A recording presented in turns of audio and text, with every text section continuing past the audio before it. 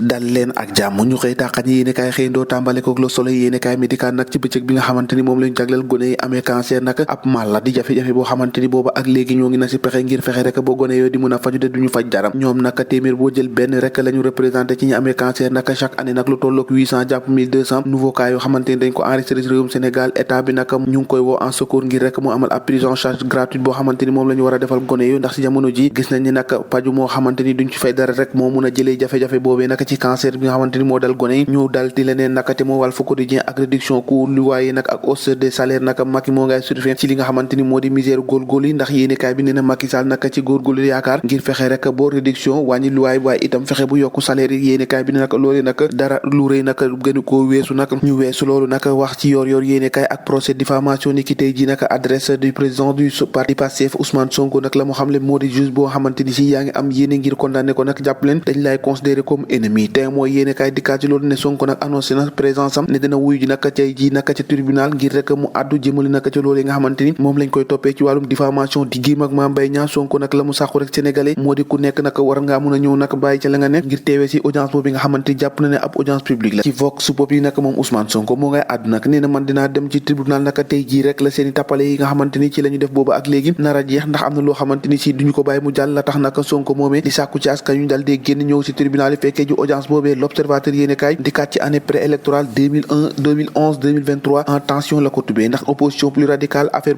politico-judiciaire dualité climat social bi ak économique bi nga xamante ni si nee na ñaret naka pour leneen itam loo xamante ni fësal na ko nee na le potentiel exclusif est beaucoup plus important en 2023 qu'en 2011 li yéene kaay bi ne naka ci 2011 naka la ñu gisoon li ñu gis ci 2023 moo ko gën a tàng foofu naka ceex tax nag yéene kaay bi ne ndax boo mooy tuut mbir munta am ci diggante alkaat yi ak ñi nga xamante ni moo di gonek Ousmane Sonko ci jamono jojee enquête yéene kaay enquête ci présidentielle 2024 ne Khalifa Sall moom moo ngay xàll yoonam ndax jàpp na moom patron taxaw Sénégal naka fi ñu doon ni dafa déchargé wu naka la mu bëgg rek moo di amal ay tournée saafante ak askan wi ngir rek wax ak ñoom laata élection yi di wax moom naka ci biir yéene kaay bi Les Échos Khalifa Sall mi nga xamante ni dafa cédé place am ci présidence conférence des leaders yéene kaay bi ne Abba Mbaye moo ngay écarté tout malaise waaye itam di révélé li nga xamante ni si moo waral boobu les décisions ci boobu la yéene kaay naka la Ousmane Sonko waxaat naka moo ngay rebelle rek contre nga xamante ni si moo di àttekat yi naka waaye itam di avertir ak menacé di xamle naka ni ki ëllëg naka wala sax ni ki tey jii dina teew ca tribunal ba ngir fexe rek ba àtte boobee ñu mun koo amal énième dossier sans coupable moo di mbirum juróom benn policier nga xamante ni dañ leen a lakkoon ci manifestation amoon 16 février 1994 ba saa ci téeméer amagul kenn koo xamante ni moom lañ ci joxoñ baaraamu tuuma booba ak léegi yàgg na te kenn waxagul ci ñu wax ci procès Ousmane Sonko bi nga xamante ni moo dox ci diggante ak Mame Mbaye Niang Sonko naka tekki na ay troupam si jamono ji bu doon gétt nag ñu ne Sonko naka tekki na nag yëpp naka lam leen wax rek moo di jubal leen ca tribunal ba ngir ngeen teewee procès boobee nga xamante ni daanaka booy xool nag ay tappale dong moo ci lalu nag yéene kaay bi di critique ne policier ak gendarme sur le pied de guerre pare nañu takku nañu taxaw tembi naka ngir contrecarrer ñi nga xamante ni ñoo ànd ak Ousmane Sonko bés bi le jour naka dikkaat ci dossier tentative de réunification 1 an à la présidentielle jàppale naka la gauche naka ñoo ngay chercher ab yoon waanaam boo xamante ni war nañ ci mën a jaar ci mel ne AFP PS LD ak PIT ñoom ñëpp nag fi ñu toll nii bëgg nañoo peser ci cour politique bi naka xool boo xam ndax ñoom lañ doon jar ñoo ngi koy jar am déet